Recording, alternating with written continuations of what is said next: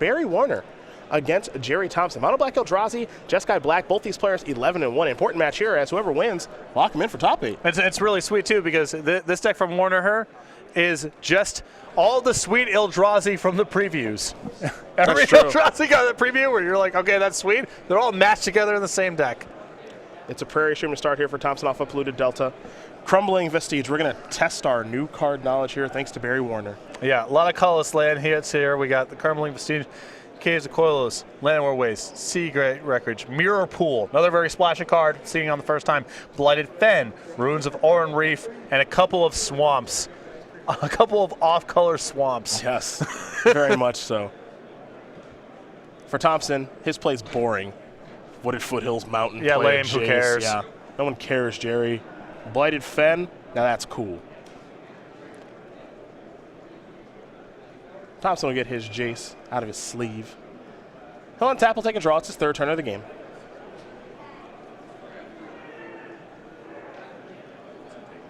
And we'll see what comes here for Thompson. He's going to start by activating Jace. Time to draw and discard. 2 cards in the graveyard, so this will be the third. Fiery Impulse was the draw. And Wooded Foothills is the discard. There's a Bloodstained Mire. That's land number 3. Card number 4 in the graveyard. And there's a Swamp.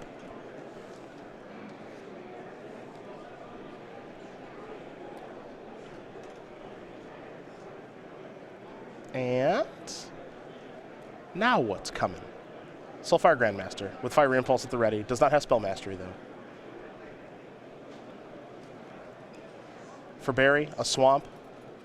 And now a Matter Reshaper. Here we go. Fiery Impulse going to kill that. So, let's reveal. Thought-Knot Seer. That's going to go to the grip. I was about to say, whoa, I must have misread that card. Maybe a little bit better than you thought. Yeah. But Thought-Knot Seer could be coming next turn. Keep in mind that Fiery Impulse, that dealt 2, did have lifelink, so gain a little bit of life there.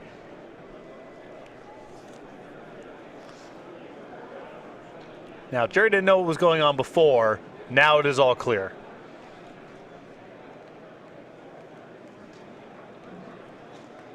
It's very clear. And you have to imagine, too, as these players have been at the top tables, and Barry Warner has been drawing a little attention to himself. He's 11-1 with a very unique deck, as Thompson's going to transform his Jace. Starts on 5, up to 6, Soulfire Grandmaster into the red zone. And there's a Mystic Monastery and a passing of the turn.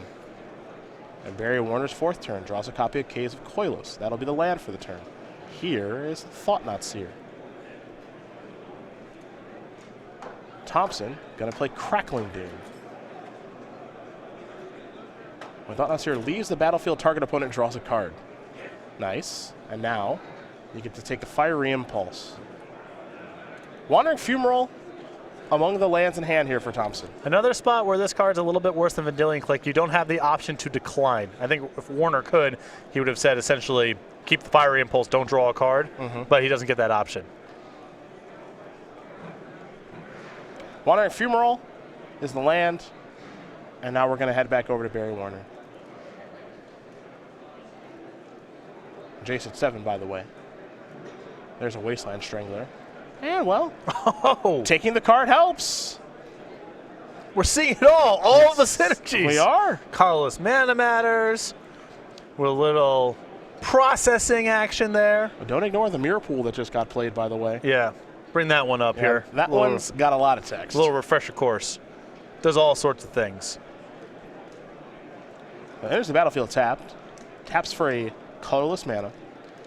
And then 2 and a colorless, sacrifice Mirror Pool, copy target instant or sorcery spell you control.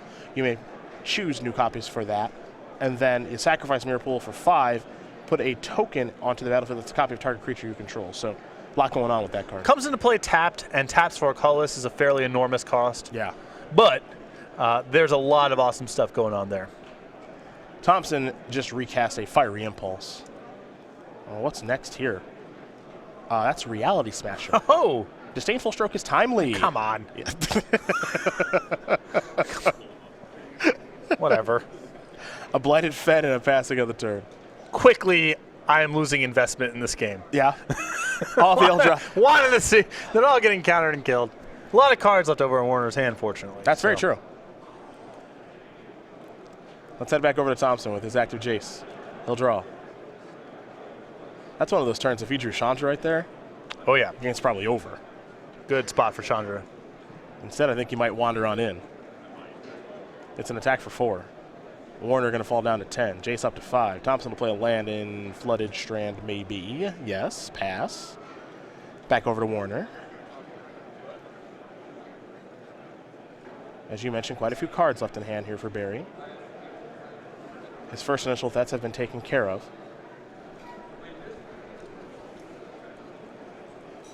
Looks like Ruins of Oran Reef there.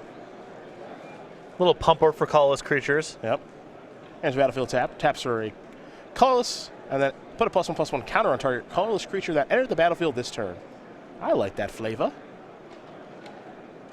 Thompson will search up a Plains here with the Flooded Strand. That's an homage to a different Oran Reef, right? There was something that pumped Yeah. green creatures when they came to play. Oran Reef, the Vastwood. Hello. Nice when they can make a little callback. Yeah. Also, Warner here, even though it looks as though he might just be flooding out, he also just might be sitting back on Blighted Fen this turn. Yep. Prevent himself from getting hit from the Wandering Fumilor.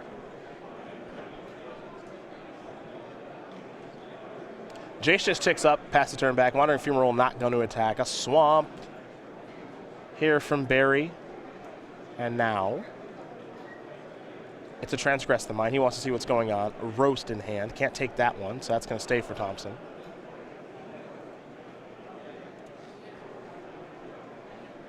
Anything else here for Barry to do?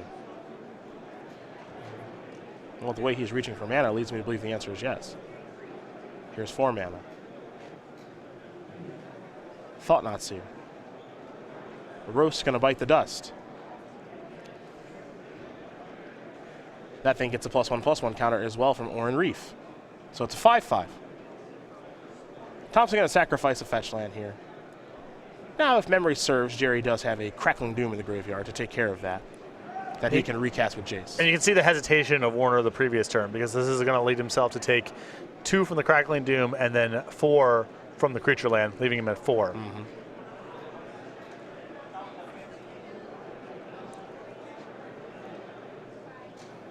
Wandering Fumarole does not mess around. Jace down to 3. Monastery Mentor. And now recast Crackling Doom. And that's pretty good too. And I like Thompson giving up on the 4 points here to get a Monk token into play, because that protects him from the Blighted Fen. Yeah. Let's go back Barry's way. He'll draw.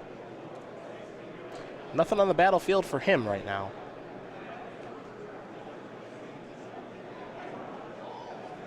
I think Thompson may have forgotten to draw since that did die.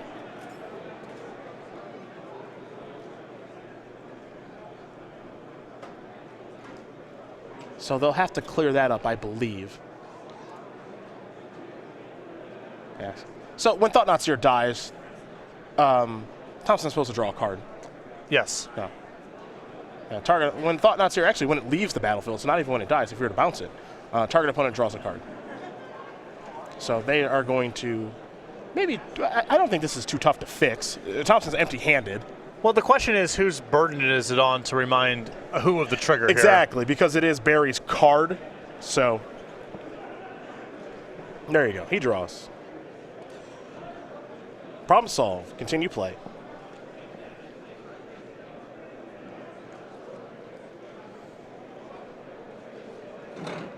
Here's 3 mana. Matter Reshaper. Let's give that thing a counter. It's a 4/3 now. Llanowar Waste. Pass the turn back. Thompson will draw. 2 cards in hand now.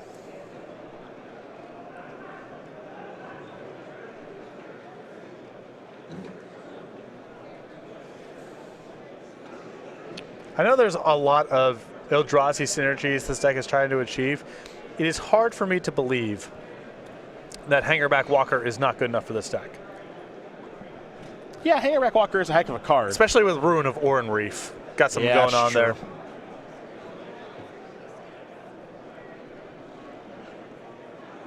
Thompson with a Murderous Cut and a Crackling Doom in hand, I believe. Pretty good hand. There's Cracklesworth. There's what? Cracklesworth. Oh, it's pretty clear. Mirror Pool going to go onto the battlefield.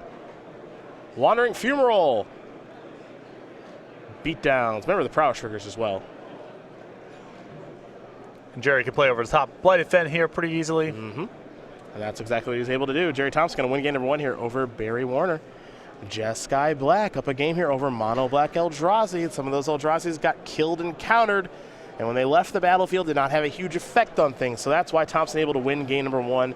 As now we take a look at the sideboards, and the sideboards will start with Barry Warner and his 3 Duress, 3 Self-Inflicted Wound, 2 Kalitas, Trader of Get, 2 Ultimate Price, 2 Murderous Cut, Knob Nixos Reignited, a Read the Bones, and a Virulent Plague. I like some mixture. I don't know if there's enough room for all this stuff, but the Duresses, the Read the Bones, and the spot removal in Ultimate Price and Murderous Cut. I think if Warner can win the battle over Thompson's creatures, he has a much better shot. That game was kind of determined just by Jace. Jace flashbacked a million removal spells that game. If Warner can defend himself a little bit better against Jace and make Thompson beat him more in a straight-up fight, I think Warner has a much better shot.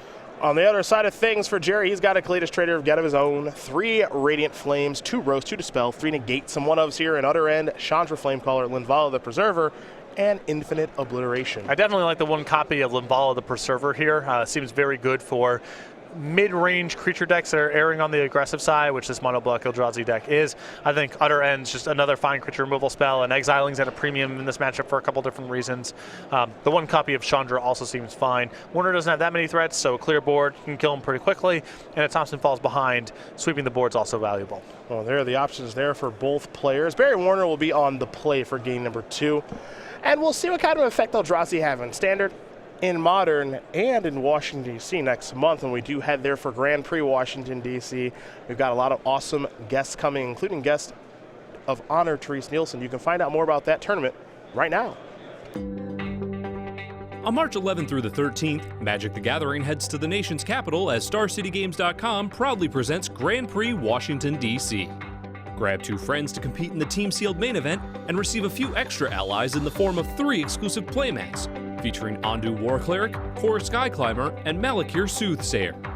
In addition, we'll be bringing a few allies of our own, cosplayers Christine Sprankle and Jacqueline Foglia, along with an artist alley full of fan favorites, including guest of honor Therese Nielsen.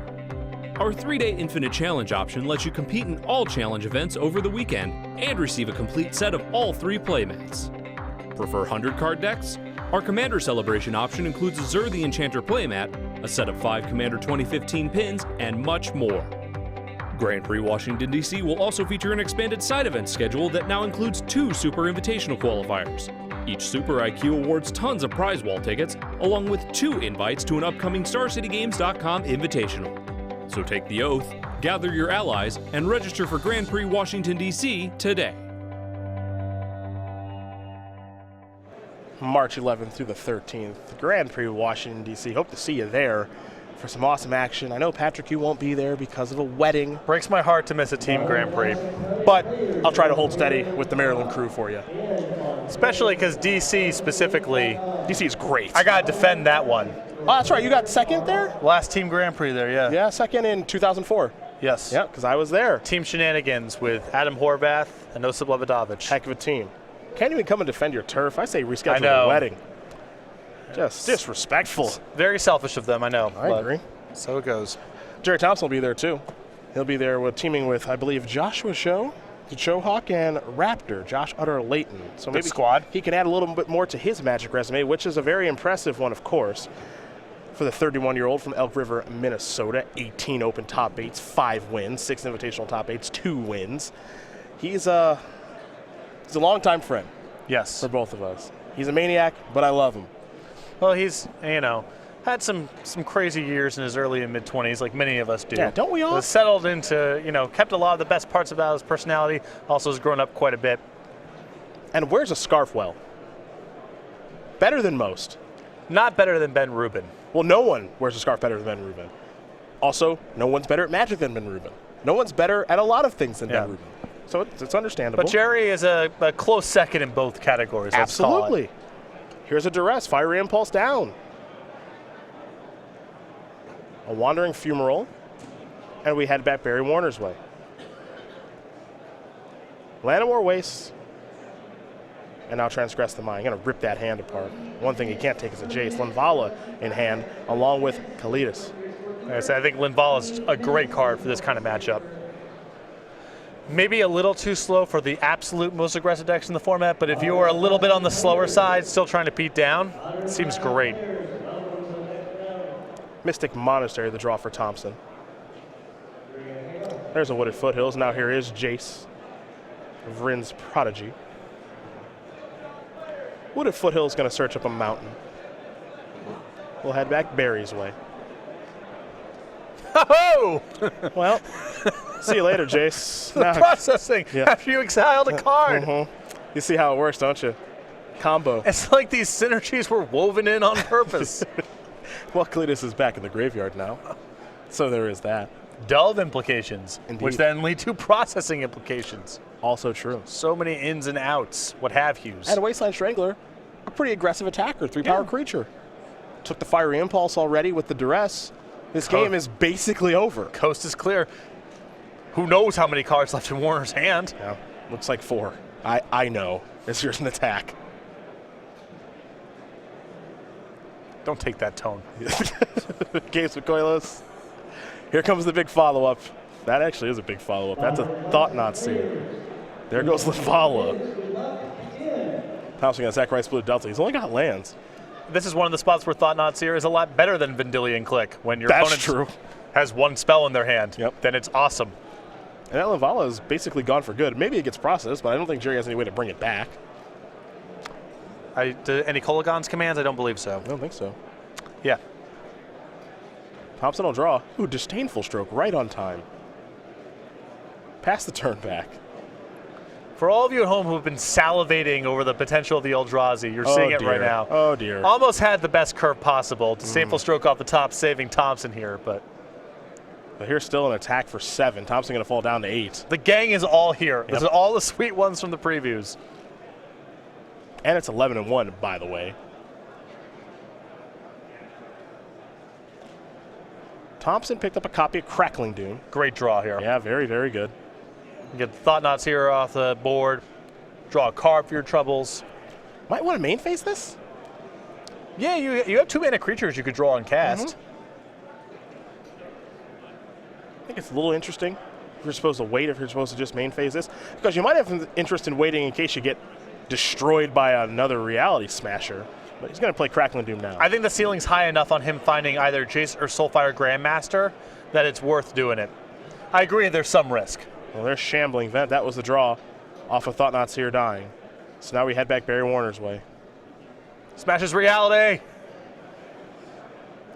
Just Wasteland Strangler. An attack for 3, head back over to Thompson. I believe Fiery Impulse the draw. Shambling Vent looks like it might get fired up. It will. There's an attack for 2, lifelink. Does Barry Warner have a removal spell? He's reaching. Spatial Contortion. That'll take that down. +3, -3. Sunken Hollow. Pass the turn back. Here's an attack. That's a Fiery Impulse. Down goes the Wasteland Strangler. And Barry can only pass the turn back. So back to Thompson. Picked up a Polluted Delta. Is it time to wander on in? The answer is yes. Might as well trade this off with a removal spell. If you draw Soulfire Grandmaster or Jace, you want those starts to stick. Here's an attack. Will he spin it? Also, Warner might be on nothing, and you can end the game fairly quickly. Well, he did spin it. Warner down to 14. Warner will draw. Barry looking for a Reality Smasher to end this game. That's a swamp. A little bit of frustration as he passes the turn back. Back to Thompson will go. He's going to sacrifice this Flooded Strand on his upkeep. Get a land out of his deck as he falls down to 4. Yeah, he's already dead to Reality Smasher. He would like to thin his deck out a little bit, so then the question is, is there a big difference from going to 5 to 4? He doesn't want to go from 4 to 3 if he can avoid it because of Painful Truths. Very true. Yep. But 5 to 4 is a bit of a freebie here if he's already beat by Reality Smasher. The draw, Crackling Doom. And that thinning out. So here's a question. Crackling Doom was the draw, so is he supposed to keep attacking? Because he does not have the ability to attack with Wandering Ephemeral and cast Crackling Doom. Well, I think sitting back and saying go comes with some risk too. Yeah. Well, here comes the Wandering Ephemeral and a pump. Warner down to 10. You know that he doesn't have removal because he would have cast it last turn. You know that he doesn't have Reality Smasher because he would have cast that last turn as well. So you have a pretty big incentive there to attack if it's close. Thompson going to sacrifice the Polluted Delta. He's going to fall down to 3 now. Seagate Records was a land there for Barry Warner. You see that adds a colorless, and then 2 and a colorless and tap it to draw a card. Activate this ability only if you have no cards in your hand, and Barry has 2.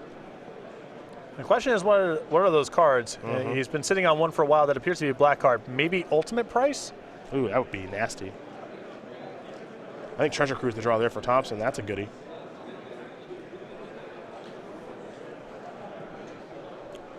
He'll start by taking a cruise. Going to use the Sunken Hollow to cast it. So he's going to delve away 7 cards. Just got to figure out what 7 it's going to be.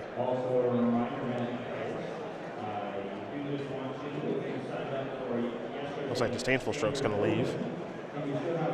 Same with Fiery Impulse. A bunch of other stuff. So he's going to leave some lands down there. 3 cards on the way here for Jerry T. Roast, Soulfire Grandmaster. Now it feels like Wandering Ephemeral can hang out on defense or just not be active because he can play Soulfire Grandmaster and leave up Crackling Doom. He can do that, though.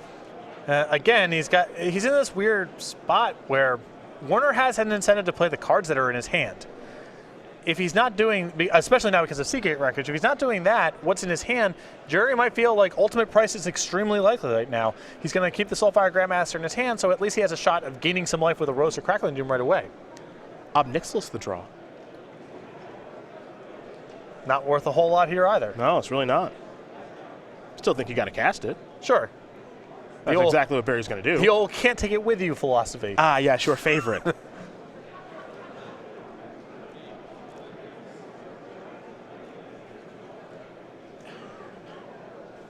Up to 6, draw a card. Duress. Now, keep in mind, the activation of Nixilis brought Barry from 6 to 5. If he casts Duress, it brings him from 5 to 4. And the Wandering Ephemeral will attack for 4. Yep. So he actually can't even cast the Duress.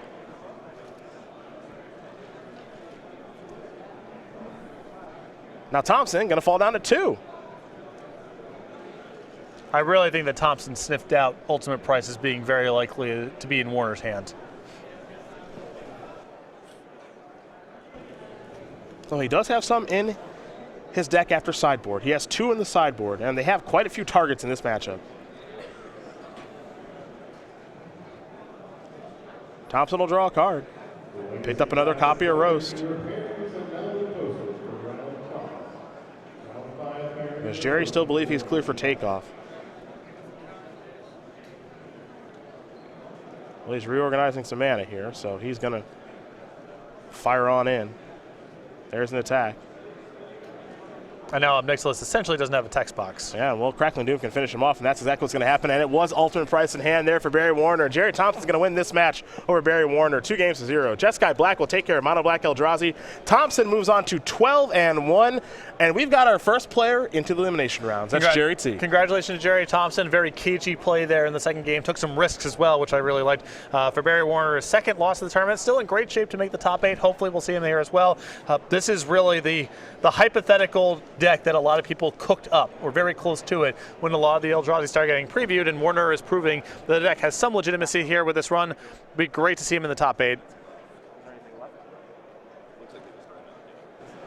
Jerry T, another top 8. We're going to have to update that player slide. That's what it sounds like to me. Yeah, yet another one. So congratulations to him as we are going to bring it on back to the booth here.